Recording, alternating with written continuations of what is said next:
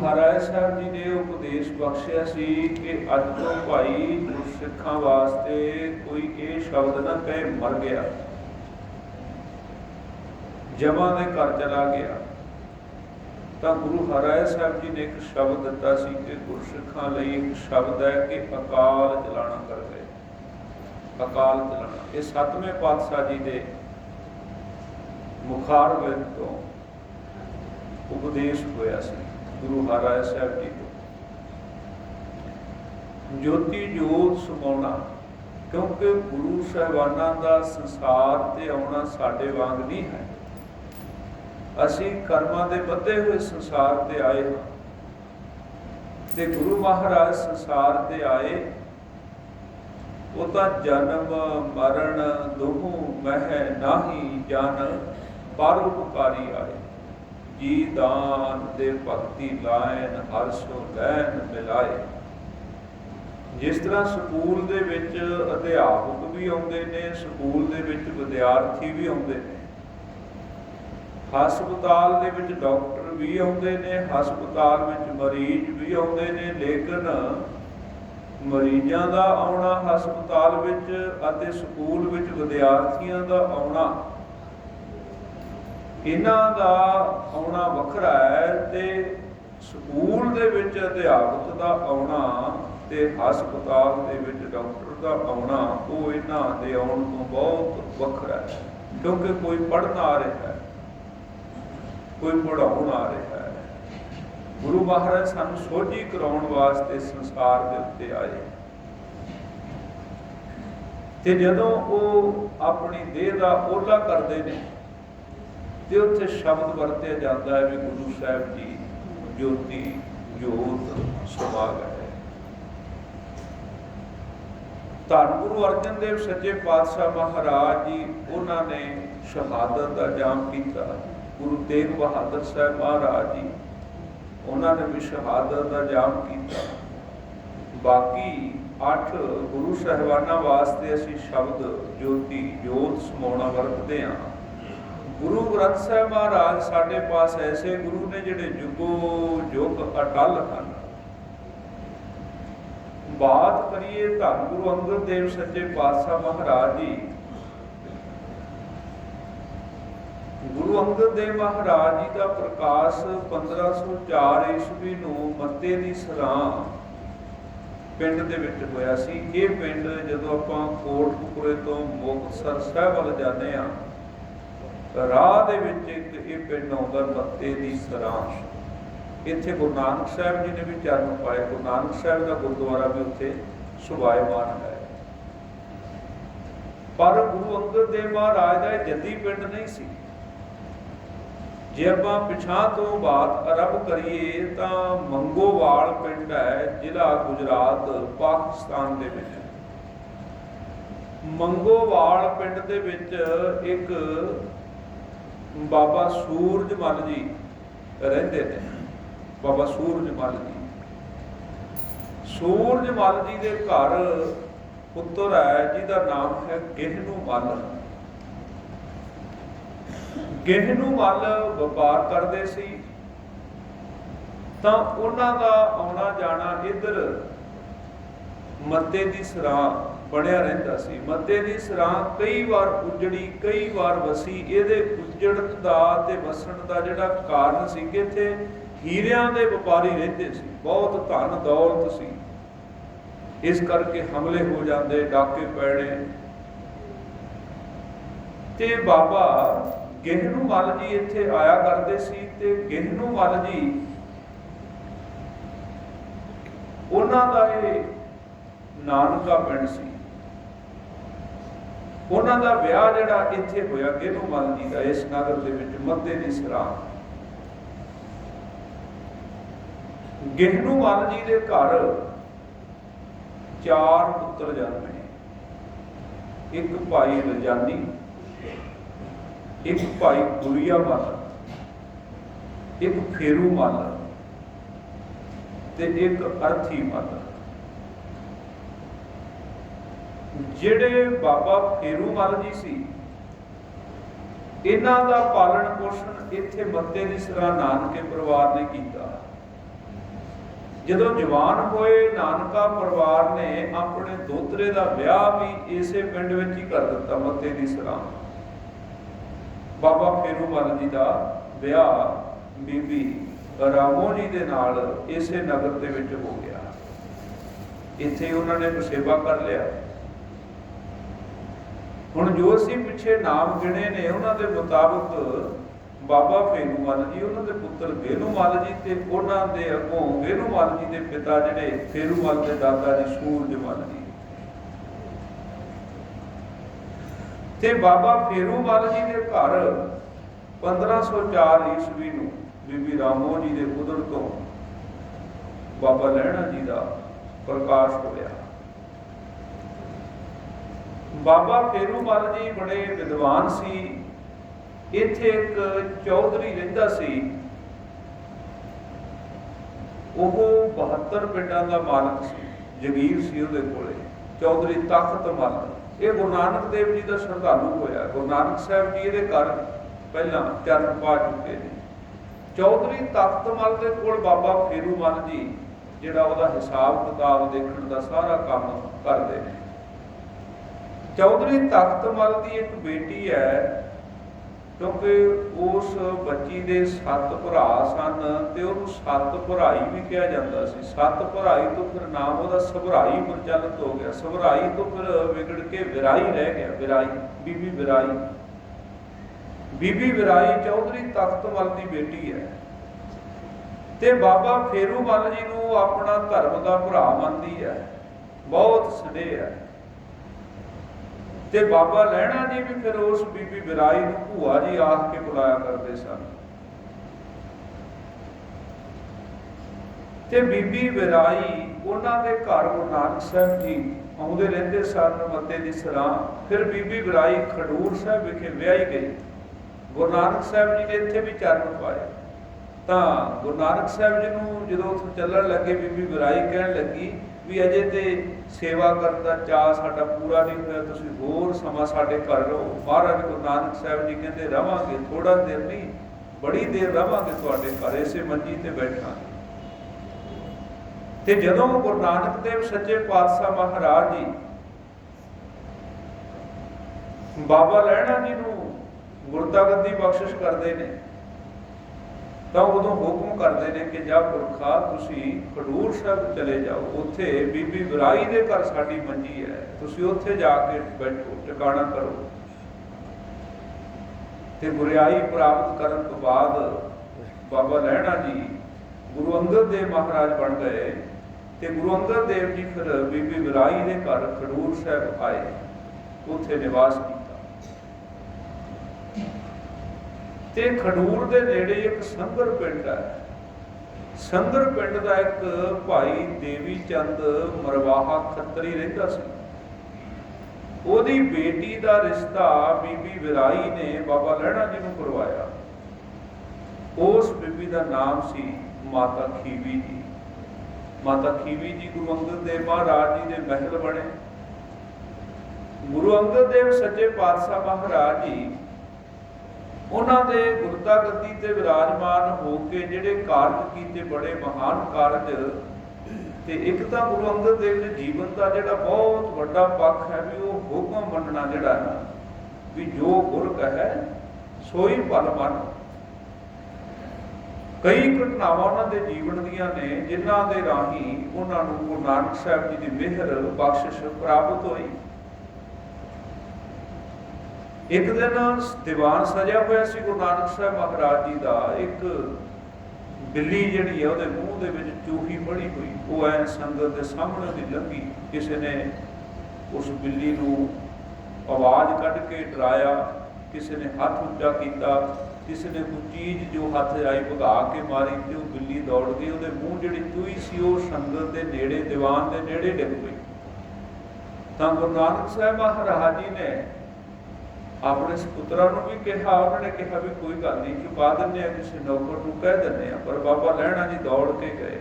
ਜਾਂ ਚਿੱਕੜ ਦੇ ਵਿੱਚੋਂ ਕਟੋਰਾ ਕੱਢਣ ਦੀ ਬਾਤ ਆਉਂਦੀ ਹੈ, ਜਾਂ ਖੇਤਾਂ ਦੇ ਵਿੱਚ ਜਾ ਕੇ ਚਿੱਕੜ ਨਾਲ ਭਰੇ ਹੋਏ ਨਦੀਨਾਂ ਦੀ ਪੰਡ ਚੁੱਕ ਕੇ ਘਰੇ ਲਿਆਉਣੀ।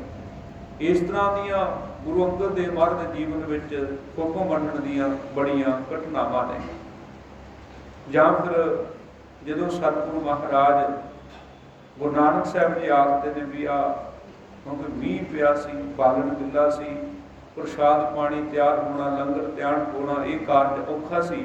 ਤੇ ਮਹਾਰਾਜ ਆਖਣ ਲੱਗੇ ਵੀ ਆ ਕਿੱਕਰ ਦੇ ਉੱਤੇ ਚੜੋ, ਇਹਨੂੰ ਹਿਲਾਓ ਤੇ ਮਠਿਆਈ ਗਿਰੇਗੀ। ਕਈਆਂ ਨੇ ਕਿਹਾ ਵੀ ਲਓ ਕਿੱਕਰ ਨੂੰ ਮਠਿਆਈ ਕਿੱਦਾਂ ਲੱਗੇਗੀ? ਬਾਬਾ ਲਹਿਣਾ ਜੀ ਹਿਲਾਉਣ ਲੱਗ ਪਏ। ਉਹਨਾਂ ਨੂੰ ਕਿਸੇ ਨੇ ਪੁੱਛਿਆ, ਸ੍ਰੀ ਚੰਦ ਜੀ ਨੇ ਵੀ ਕਿਹਾ ਵੀ ਤੁਸੀਂ ਇਹ ਕੀ ਕਰਦੇ ਪਏ ਹੋ? ਕਿੱਕਰਾਂ ਤੋਂ ਵੀ ਕਦੇ ਮਠਿਆਈਆਂ ਝੜੀਆਂ ਨੇ? ਤੇ ਬਾਬਾ ਲਹਿਣਾ ਜੀ ਕਹਿੰਦੇ ਮੇਰਾ ਕੰਮ ਸੋਚਣਾ ਥੋੜਾ ਹੈ ਵੀ ਕਿੱਕਰ ਤੋਂ ਮਠਿਆਈ ਝੜੇ ਜਾਂ ਨਾ ਝੜੇ, ਮੈਨੂੰ ਤੇ ਗੁਰੂ ਨੇ ਕਿਹਾ ਵੀ ਹਿਲਾਓ, ਮੈਂ ਤੇ ਹਿਲਾਉਣਾ ਹੈ, ਐਸਾ ਹੁਕਮ ਹੈ। ਤੇ ਜਦੋਂ ਇੱਕ ਕਰੜੀ ਪ੍ਰੀਖਿਆ ਪਾਈ ਸੀ, ਮੁਰਦਾ ਖਾਓ, ਉੱਥੇ ਵੀ ਕਿਹਾ ਕਹਿੰਦੇ ਕਿਹੜੇ ਪਾਸੇ ਖਾਵਾਂ, ਪੈਰਾਂ ਵਾਲੇ ਪਾਸੇ ਨੂੰ ਜਾਂ ਸਿਰ ਵਾਲੇ ਪਾਸੇ ਨੂੰ? ਪਰ ਗੁਰੂ ਨੇ ਐਸਾ ਉੱਥੇ ਕੌਤਕ ਵਰਤਾਇਆ। ਤੇ ਜਦੋਂ ਚੁੱਕਿਆ, ਪਰਦਾ ਲਾਇਆ, ਕੱਪੜਾ ਚੁੱਕਿਆ, ਉੱਥੇ ਮੁਰਦਾ ਨਹੀਂ, ਉੱਥੇ ਕੜਾਹ ਪ੍ਰਸ਼ਾਦ ਬਣਿਆ ਹੋਇਆ ਸੀ। ਸੋ ਗੁਰੂ ਅੰਗਦ ਦੇਵ ਸੱਚੇ ਪਾਤਸ਼ਾਹ ਮਹਾਰਾਜ ਜੀ ਨੇ ਬੜੀ ਘਾਲਣਾ ਘਾਲੀ, ਬੜੀ ਨਿਮਰਤਾ ਦੇ ਪੁੰਜ। ਫਿਰ ਗੁਰੂ ਸਾਹਿਬ ਜੀ ਦੇ ਜੀਵਨ ਵਿੱਚ ਜਿਹੜੀ ਇੱਕ ਵੱਡੇ ਤੌਰ ਤੇ ਜ਼ਿਕਰ ਹੁੰਦਾ ਹੈ ਕਿ ਮਹਾਰਾਜ ਨੇ ਜਿਹੜੀ ਗੁਰਮੁਖੀ ਸੀ ਉਹਦੇ ਵਿੱਚ ਬਹੁਤ ਸਾਰਾ ਸੁਧਾਰ ਕੀਤਾ, ਅੱਖਰਾਂ ਦੀ ਤਰਤੀਬ ਦਿੱਤੀ ਮਹਾਰਾਜ ਗੁਰੂ ਅੰਗਦ ਦੇਵ ਸਤਿਗੁਰੂ ਜੀ ਨੇ। ਜਦੋਂ ਇੱਕ ਦਿਨ ਬੈਠੇ ਸੀ ਖਡੂਰ ਸਾਹਿਬ ਦੀ ਧਰਤੀ ਤੇ, ਮਹਾਰਾਜ ਜੀ ਨੇ ਜਨਮ ਪੱਤਰੀ ਦੀ ਗੱਲ ਚੱਲੀ, ਗੁਰੂ ਨਾਨਕ ਸਾਹਿਬ ਦੀ ਜਨਮ ਪੱਤਰੀ। ਤਾਂ ਗੁਰੂ ਅੰਗਦ ਦੇਵ ਮਹਾਰਾਜ ਜੀ ਨੇ ਕਿਹਾ ਵੀ ਕੋਈ ਐਸਾ ਸੰਸਕ੍ਰਿਤ ਦਾ ਵਿਦਵਾਨ ਪੜ੍ਹਿਆ ਜਿਹੜਾ ਗੁਰਮੁਖੀ ਵੀ ਜਾਣਦਾ ਹੋਵੇ। ਤਾਂ ਫਿਰ ਭਾਈ ਮਹਿਮੇ ਨੇ ਆਖਿਆ ਕਿ ਮਹਾਰਾਜ ਪੈੜਾ ਮੁਖ ਹੈ। ਫਿਰ ਪੈੜੇ ਮੁਖੇ ਰਾਹੀਂ ਇਹ ਕਾਰਜ ਕਰਾਇਆ। ਫਿਰ ਗੁਰੂ ਸਾਹਿਬ ਜੀ ਨੇ ਇਤਿਹਾਸ ਦੀ ਜਿਹੜੀ ਹੈ ਨਾ ਸੰਭਾਲ ਕਰਨ ਦੀ ਰੀਤ ਵੀ ਗੁਰੂ ਅੰਗਦ ਦੇਵ ਮਹਾਰਾਜ ਨੇ ਤੋਰੀ। ਇੱਕ ਗ੍ਰੰਥ ਦੇ ਵਿੱਚ ਜ਼ਿਕਰ ਆਇਆ ਹੈ 27 ਪਹਿਰ, ਇੱਕ ਦਿਨ ਦੇ 8 ਪਹਿਰ ਨੇ, 4 ਪਹਿਰ ਦਿਨ ਦੇ, 4 ਪਹਿਰ ਰਾਤ ਦੇ। ਤੇ ਗੁਰੂ ਅੰਗਦ ਦੇਵ ਜੀ, ਗੁਰੂ ਨਾਨਕ ਦੇਵ ਜੀ ਦਾ ਇਤਿਹਾਸ, ਸਾਖੀਆਂ ਗੁਰਸਿੱਖਾਂ ਦੇ ਪਾਸੋਂ ਸੁਣਦੇ ਰਹੇ। ਕਹਿੰਦੇ ਐਸੀ ਉਹਨਾਂ ਦੀ ਇਕਾਗਰਤਾ ਬਣੀ ਵੀ 27 ਪਹਿਰ ਮਹਾਰਾਜ ਏਦਾਂ ਹੀ ਬੈਠੇ ਰਹੇ ਬਿਨਾਂ ਕੁਝ ਜਲ ਪਾਣ ਛਕਿਆ। ਇੰਨੇ ਉਹ ਇਤਿਹਾਸ ਦੇ ਵਿੱਚ, ਚਿੰਤਨ ਦੇ ਵਿੱਚ, ਗੁਰੂ ਦੀ ਸਾਖੀ ਦੇ ਵਿੱਚ ਇੰਨਾ ਭਿੱਜ ਗਏ, ਜੁੜ ਗਏ। ਕਿਉਂਕਿ ਉਹਨਾਂ ਨੇ ਹੁਕਮ ਕੀਤਾ ਸੀ ਵੀ ਜਿਹੜੇ ਗੁਰਸਿੱਖ ਨੇ, ਜਿਨ੍ਹਾਂ ਨੇ ਗੁਰੂ ਨਾਨਕ ਸਾਹਿਬ ਦੇ ਵਚਨ ਸੁਣੇ ਨੇ, ਗੁਰੂ ਨਾਨਕ ਸਾਹਿਬ ਜੀ ਦੇ ਦਰਸ਼ਨ ਕੀਤੇ ਨੇ, ਉਹ ਸਾਡੇ ਪਾਸ ਆ ਕੇ ਸਾਨੂੰ ਉਹ ਗੱਲਾਂ ਸੁਣਾਓ ਜੋ ਗੁਰੂ ਨਾਨਕ ਸਾਹਿਬ ਜੀ ਨੇ ਤੁਹਾਡੇ ਨਾਲ ਕੀਤੀਆਂ ਜਾਂ ਤੁਸੀਂ ਜੋ ਸੁਣੀਆਂ ਨੇ। ਬਹੁਤ ਸਾਰੇ ਗੁਰਸਿੱਖ ਆਏ। ਇੱਕ ਗੁਰਸਿੱਖ ਦੇ ਆਉਣਾ, ਉਹਨੇ ਆਪਣੇ ਨਾਲ ਬੀਤੀ ਗੁਰੂ ਨਾਨਕ ਸਾਹਿਬ ਜੋ ਜਾਣਦਾ ਉਹ ਸੁਣਾਉਂਦਾ, ਦੂਜਾ ਆਉਂਦਾ, ਤੀਜਾ ਆਉਂਦਾ, ਏਦਾਂ ਗੁਰਸਿੱਖ ਸੁਣਾਉਂਦੇ ਗਏ। ਤੇ ਮਹਾਰਾਜ ਗੁਰੂ ਅੰਗਦ ਦੇਵ ਜੀ ਸੁਣਦੇ ਗਏ ਗੁਰੂ ਦਾ ਇਤਿਹਾਸ, ਗੁਰੂ ਦੀਆਂ ਗੱਲਾਂ। ਇੱਕ ਸਿੱਖ ਨੇ ਸਵਾਲ ਵੀ ਕੀਤਾ, ਮਹਾਰਾਜ ਗੁਰੂ ਨਾਨਕ ਸਾਹਿਬ ਜੀ ਨੇ ਤਾਂ ਤੁਹਾਨੂੰ ਨਮਸਕਾਰ ਕੀਤੀ, ਮੱਥਾ ਟੇਕ ਦਿੱਤਾ, ਤੁਹਾਨੂੰ ਗੁਰੂ ਬਣਾ ਦਿੱਤਾ, ਉਹ ਤੁਹਾਡੇ ਸੇਵਕ ਬਣ ਗਏ, ਉਹ ਚੇਲੇ ਬਣ ਗਏ ਤੁਹਾਡੇ, ਤੁਸੀਂ ਗੁਰੂ ਬਣ ਗਏ, ਤੁਹਾਡੇ ਤੇ ਗੁਰੂ ਨਾਨਕ ਦੇ ਵਿੱਚ ਭੇਦ ਕੋਈ ਨਹੀਂ ਰਹਿ ਗਿਆ, ਤੇ ਤੁਹਾਨੂੰ ਅਜੇ ਵੀ ਲੋੜ ਹੈ ਇਤਿਹਾਸ ਸੁਣਨ ਦੀ। ਤਾਂ ਗੁਰੂ ਅੰਗਦ ਦੇਵ ਸਤਿਗੁਰੂ ਮਹਾਰਾਜ ਜੀ ਨੇ ਕਿਹਾ ਕਿ ਹਾਂ ਲੋੜ ਹੈ, ਜੇ ਅਸੀਂ ਨਹੀਂ ਸੁਣਾਂਗੇ ਤੇ ਤੁਸੀਂ ਕਿੱਥੋਂ ਸੁਣੋਗੇ। ਐਸੇ ਦੀਨ ਦਿਆਲ ਸਤਿਗੁਰੂ ਧੰਨ ਗੁਰੂ ਅੰਗਦ ਦੇਵ ਸਾਹਿਬ ਮਹਾਰਾਜ ਜੀ, ਗੁਰੂ ਨੇ ਜਿਹੜਾ ਨਾ ਉਹ ਗੁਰੂ ਨਾਨਕ ਸਾਹਿਬ ਮਹਾਰਾਜ ਦੀ ਸਾਰੀ ਜਿਹੜੀ ਉਹ ਧਰਮ ਸਾਖੀ ਇਤਿਹਾਸ ਜਿਹੜਾ ਉਹ ਲਿਖਵਾਇਆ ਮਹਾਰਾਜ ਜੀ ਨੇ। ਗੁਰੂ ਅੰਗਦ ਦੇਵ ਸਤਿਗੁਰੂ ਜੀ ਨੇ ਗੁਰਮੁਖੀ ਦੇ ਵਿੱਚ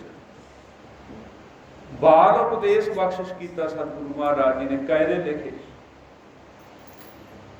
ਮਲ ਅਖਾੜੇ ਰਚੇ।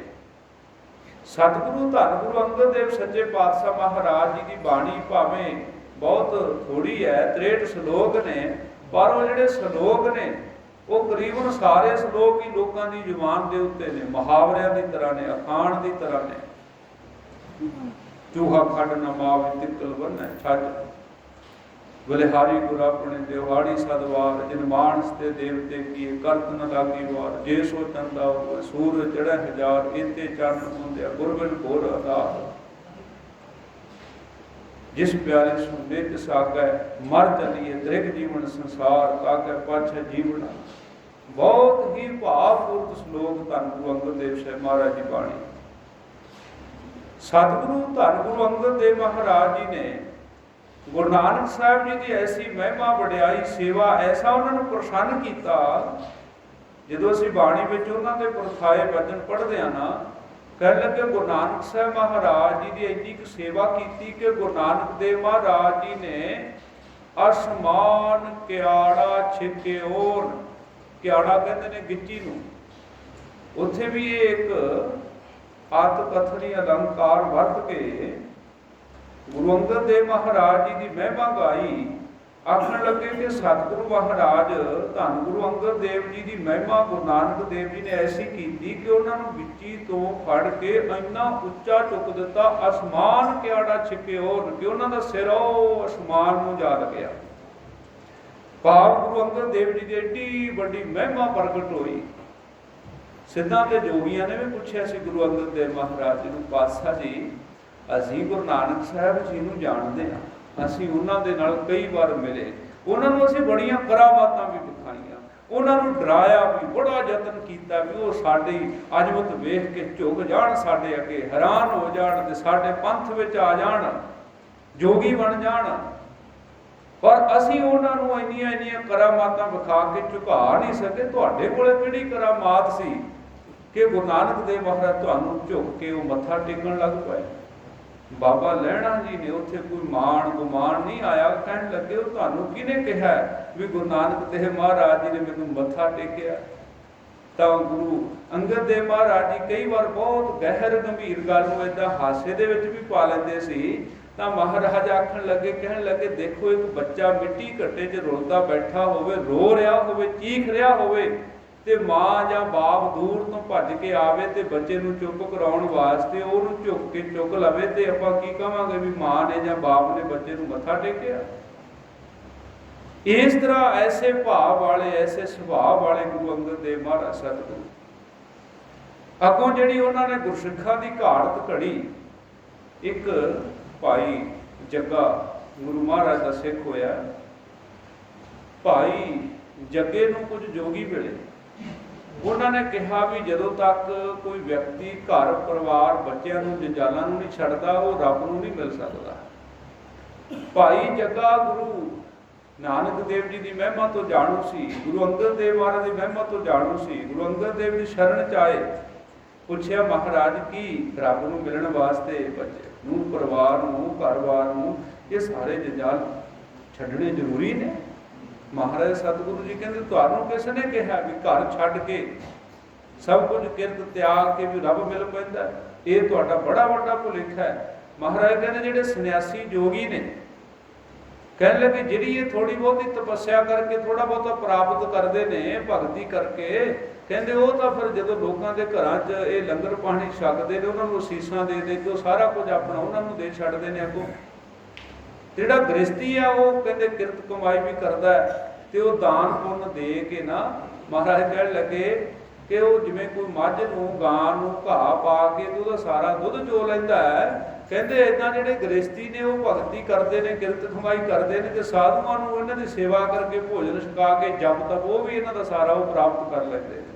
भाव गृहस्थ की उन्होंने प्रधानता दिखाई महाराज ने, गुरु अंगद देव जी ने भाई जग्गा जी नूं।